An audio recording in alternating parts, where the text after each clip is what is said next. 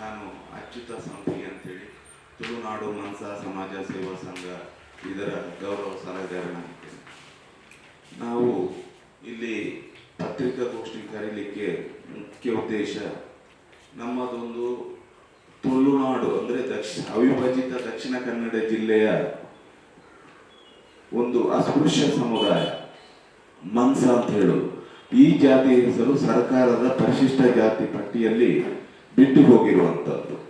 ಇದನ್ನ ಪರಿಶಿಷ್ಟ ಜಾತಿ ಪಟ್ಟಿಯಲ್ಲಿ ಸೇರಿಸಬೇಕಂತೇಳಿ ನಾವು ಕಳೆದ 30 ವರ್ಷಗಳಿಂದ ಬಂದ ಸರ್ಕಾರಗಳಿಗೆ ಮನವಿಯನ್ನು ಕೊಟ್ಟು ಅವರನ್ನ ಮಂತ್ರಿ ಮಾಗದರನ್ನು ಎಲ್ಲ ಭೇಟಿ ಮಾಡಿದ್ರು ಕೂಡ ಈವರೆಗೂ ಕೂಡ ಈ ಸರ್ಕಾರ ಯಾವುದೇ ಸರ್ಕಾರಗಳು ಈ ಜಾತಿಯ ಹೆಸರನ್ನು ಪರಿಶಿಷ್ಟ ಜಾತಿ ಪಟ್ಟಿಯಲ್ಲಿ ಸೇರಿಸಲಿಕ್ಕೆ ಒಂದು ಮುತುವರ್ಜಿ ವಹಿಸಲಿಲ್ಲ.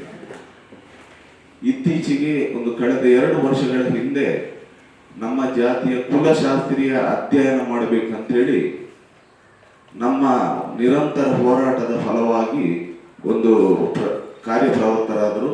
ಇದರಲ್ಲಿ ಕರ್ನಾಟಕ ವಿಶ್ವವಿದ್ಯಾನಿಲಯ ಧಾರವಾಡ ಇಲ್ಲಿಯ ಪ್ರೊಫೆಸರ್ ಒಬ್ಬರನ್ನ 2023ನೇ ಇಸ್ವಿ ಸೆಪ್ಟೆಂಬರ್ ಅಲ್ಲಿ ಇಲ್ಲಿಗೆ ಕರೆಸಿ, ಬೆಂಗಳೂರಿಗೆ ಕರೆಸಿ, ಸಮಾಜ ಕಲ್ಯಾಣ ಇಲಾಖೆಯ ಅಧಿಕಾರಿಗಳು ಕರೆಸಿ ಅವರಿಗೆ ಕುಲಶಾಸ್ತ್ರೀಯ ಅಧ್ಯಯನ ಮಾಡಲಿಕ್ಕೆ ಅವರಿಗೇನೆ ಅವಕಾಶ ಕೊಡುವುದಾಗಿ ಆಶ್ವಾಸನೆ ನೀಡಿದ್ರು.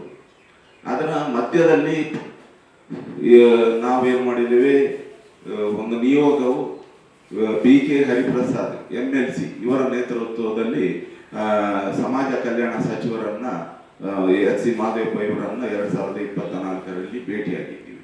ಭೇಟಿ ಮಾಡಿ ನಾವು ನಮ್ಮ ಒಂದು ಕುಲಶಾಸ್ತ್ರೀಯ ಅಧ್ಯಯನವನ್ನು ಆದಷ್ಟು ಬೇಗ ಮಾಡಿಸಿ ನಮಗೆ ಈ ಜಾತಿಯ ಹೆಸರನ್ನು ಪರಿಶಿಷ್ಟ ಜಾತಿ ಪಟ್ಟಿಯಲ್ಲಿ ಸೇರಿಸಲಿಕ್ಕೆ ಒಂದು ಅವಕಾಶ ಮಾಡಿ ಕೊಡಬೇಕು ಅಂತ ಕೇಳಿದ್ದಕ್ಕೆ ಅವರು ಕೂಡಲೇ ಸೋಷಿಯಲ್ ವೆಲ್ಫೇರ್ ಡಿಪಾರ್ಟ್ಮೆಂಟಿನ ಒಬ್ಬರು ವೆಂಕಟಯ್ಯ ಅಂತ ಹೇಳುವ ಒಬ್ಬ ಡೈರೆಕ್ಟರ್ ನಿರ್ದೇಶಕರನ್ನ ಇದು ಕರೆ ಮಾಡಿ ಮಾತಾಡಿ ಇಲ್ಲ ಅದು ನಾನು ನೋಡ್ತೇನೆ ಅಂತ ಹೇಳಿ ಅವರು ಇದು ಮಾಡಿದ್ರು, ಭರವಸೆ ಕೊಟ್ಟರು. ಆ ನಂತರ ನಾವು ನಮ್ಮ ನಾಡಿಗೆ ವಾಪಸ್ ಹೋಗಿ ಅಲ್ಲಿ ಒಂದು ತಿಂಗಳಲ್ಲಿ ಅವರ ಒಂದು ಅಧಿಕಾರಿಗಳನ್ನು ನಿಯೋಗ ದಕ್ಷಿಣ ಕನ್ನಡ ಜಿಲ್ಲೆಗೆ ಬಂದು ನಮ್ಮ ಜಾತಿ ಮನ್ಸಾ ಅಂತ ಹೇಳೋದು ಅಸ್ತಿತ್ವದಲ್ಲಿ ಇದೆಯಾ ಇಲ್ವಾ ಅಂತ ಹೇಳೋದಕ್ಕೆ ಒಂದಷ್ಟು ದಾಖಲೆಗಳನ್ನು ನಾವು ಕೊಟ್ಟಿವಿ.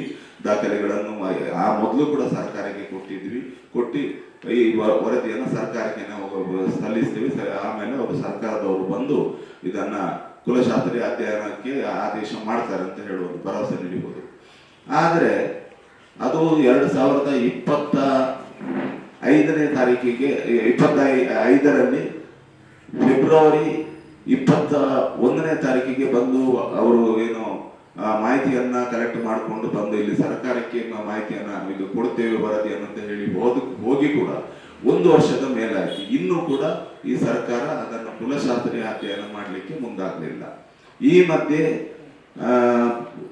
ನಾಗಮೋಹನ್ ದಾಸ್ ಆಯೋಗವನ್ನು ರಚನೆ ಮಾಡಿ ಒಳ ಮೀಸಲಾತಿ ಜಾರಿ ಮಾಡುವಂತ ಸಮೀಕ್ಷೆ ಮಾಡುವಂತ ಸಂದರ್ಭದಲ್ಲಿ ಕೂಡ ನಾವು ಬಂದು ಇಲ್ಲಿ ಒಂದು ಪತ್ರಿಕಾಗೋಷ್ಠಿಯನ್ನು ನಡೆಸಿ ಈ ಒಳ ಮೀಸಲಾತಿಗೆ ಸಮೀಕ್ಷೆ ಮಾಡುವಂತಹ ಸಂದರ್ಭದಲ್ಲಿ ಆದರೂ ನಮ್ಮ ಜಾತಿಯ ಅಸ್ತಿತ್ವದನ್ನ ಅಲ್ಲಿ ಪರಿಗಣಿಸಿ ನಮ್ಮ ಜಾತಿಗೆ ಒಂದು ನ್ಯಾಯ ಕೊಡಿಸುವಲ್ಲಿ ಸರ್ಕಾರ ಮುಂದಾಗಬೇಕಂತೇಳಿ ಪತ್ರಿಕಾಗೋಷ್ಠಿಯನ್ನು ಮಾಡಿದ್ದೀವಿ. ಹಾಗಾಗಿ ಕೆಲವೊಂದು ಸಂಘಟನೆಯಲ್ಲಿ ತೊಡಗಿಸಿಕೊಂಡವರು ಅಂತ ಒಂದು ಉದ್ಯೋಗದಲ್ಲಿ ಇದ್ದವರು ಸ್ವಲ್ಪ ಆಗ್ತಾರೆ. ಬಿಟ್ರೆ ಸಾಂಸ್ಕೃತಿಕವಾಗಿ ಸಂಪೂರ್ಣ ನಮ್ಮ ಅನನ್ಯತೆಗಳು ಡಿಫರೆಂಟ್ ಆಗಿರುವುದರಿಂದ ನಮ್ಮ ಸಮುದಾಯ ಈ ಎಡಗೈ ಮತ್ತು ಬಲಗೈಯಲ್ಲಿ ಗುರುತಿಸಿಕೊಳ್ಳಿಕ್ಕೆ ಸಾಧ್ಯ ಇಲ್ಲ. ಹಾಗಾಗಿ ಮತ್ತೊಂದು ಮುಖ್ಯ ಕಾರಣ ಅಂತ ಹೇಳಿದ್ರೆ V cannot compete with the right and left cost, because ಅವರು ಒಂದಷ್ಟು ಶೈಕ್ಷಣಿಕವಾಗಿ, ಔದ್ಯೋಗಿಕವಾಗಿ, ಸಾಮಾಜಿಕವಾಗಿ ಎಲ್ಲದಕ್ಕಿಂತಲೂ ಮುಖ್ಯವಾಗಿ ರಾಜಕೀಯವಾಗಿ ಬಹಳಷ್ಟು ಮುಂದುವರೆದಂತ ಜಾತಿಗಳು.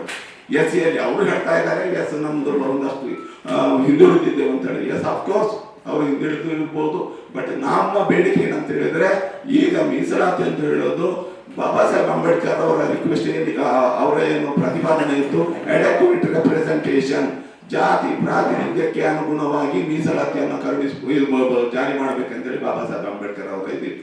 ಅದು ಸಂವಿಧಾನದಲ್ಲಿ ಕೂಡ ಅಳವಡಿಕೆ ಮಾಡಿದ್ರು. ಬಟ್ ಈ ದೇಶವನ್ನು ಆಳಿದಂತ ಯಾವುದೇ ಜನಪ್ರತಿನಿಧಿಗಳು ಪ್ರಜಾಪ್ರಭುತ್ವ ವ್ಯವಸ್ಥೆ ಅದನ್ನು ಜಾರಿ ಮಾಡಲಿಕ್ಕೆ ಆಗಿಲ್ಲ. ಬಾಬಾ ಸಾಹೇಬ್ ಅಂಬೇಡ್ಕರ್ ಅವರು 10 ವರ್ಷ ಮೀಸಲಾತಿ ಇರಬೇಕು, 10 ವರ್ಷದಲ್ಲಿ ಸಾಮಾಜಿಕ ಸಮಾನತೆಯನ್ನು ಇಲ್ಲಿ ಕಂಡುಕೊಳ್ಬೇಕು ಅಂತ ಹೇಳಿದ್ದಾರೆ. ಬಟ್ ಸ್ವಾತಂತ್ರ್ಯ ಸಿಕ್ಕಿ 78 ವರ್ಷಗಳಾದರೂ ಕೂಡ ಇದನ್ನು ಮಾಡಲಿಕ್ಕೆ ಸಾಧ್ಯ ಆಗಲಿಲ್ಲ. ರಾಜಕೀಯವಾಗಿ ಸಮಾನರು ನಾವು ಹೇಗೆ ರಾಜಕೀಯವಾಗಿ ಸಮಾನರು? 1 vote 1 value, 1 man 1 vote 1 value, ಇದು ಬಾಬಾ ಸಾಹೇಬ್ ಅಂಬೇಡ್ಕರ್ ಅವರು ಹೇಳಿದ್ರು. ಅದು ಇದರಲ್ಲಿ ನಮ್ಮ ಅವರ ಸಂವಿಧಾನ ರಚನಾ ಇದರಲ್ಲಿ ಬಹಳಷ್ಟು ಚರ್ಚೆಗಳ ಆಗಿತ್ತು ಇದರ ಬಗ್ಗೆ. ಒಬ್ಬ ಮನುಷ್ಯನಿಗೆ 1 ಓಟಿನ ಹಕ್ಕು, ಅದು ಎಷ್ಟು ಪ್ರಧಾನಿ ಆಗಿರಲಿ ದೇಶದ್ದು ಅಥವಾ ಯಾರೇ ಆಗಲಿ, ಸಾಮಾನ್ಯ ಒಬ್ಬ ಕೂಲಿ ಕಾರ್ಮಿಕರಾಗಿದ್ರು ಕೂಡ ಅವನಿಗೆ 1 ಓಟಿನ ಹಕ್ಕು ಇದೆ. ಬಟ್ ಅದು ಬಿಟ್ಟರೆ ನಮಗೆ ಓಟ್ ಹಾಕುವ ಹಕ್ಕು ಬಿಟ್ಟರೆ ಈ ಸರ್ಕಾರ ನಮಗೆ ಬೇಕಾದಂತ ಏನು ನಮ್ಮ ಕಲ್ಯಾಣಕ್ಕಾಗುವಂತಹ ಏನು ಇದನ್ನ ಜಾರಿ ಮಾಡಲಿಕ್ಕೆ ಹಿಂದುಳಿದೆವು. ಹಾಗಾಗಿ ಮೀಸಲಾತಿ ನಮಗೆ ಮತ್ತೊಂದು ನಾವು ಹೇಳ್ತಾ ಇದ್ದೀವಿ, ಮೀಸಲಾತಿ ಅಂತ ಹೇಳಿದ್ರೆ ನಮಗೆ ಅಂತಿಮ ಅಲ್ಲ.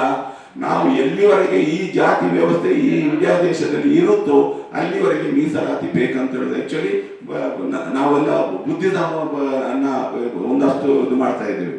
ಸೊ ಆ ಕಾರಣಕ್ಕಾಗಿ ಇಲ್ಲಿ ಮೀಸಲಾತಿ ಅಂತ ಹೇಳೋದು ಒಂದಷ್ಟು ಇನ್ನೊಂದಷ್ಟು ಬಹುಶಃ ಇದೇ ಪ್ರಜಾಪ್ರಭುತ್ವ ವ್ಯವಸ್ಥೆ ಮತ್ತು ಜಾತಿ ವ್ಯವಸ್ಥೆ ಮುಂದುವರಿತಾ ಹೋದರೆ ಈ ಏನು ಮೀಸಲಾತಿ ಅಂತ ಹೇಳೋದು ಇದು ಕೂಡ ಮುಂದುವರಿಯಲೇಬೇಕಾಗುತ್ತೆ.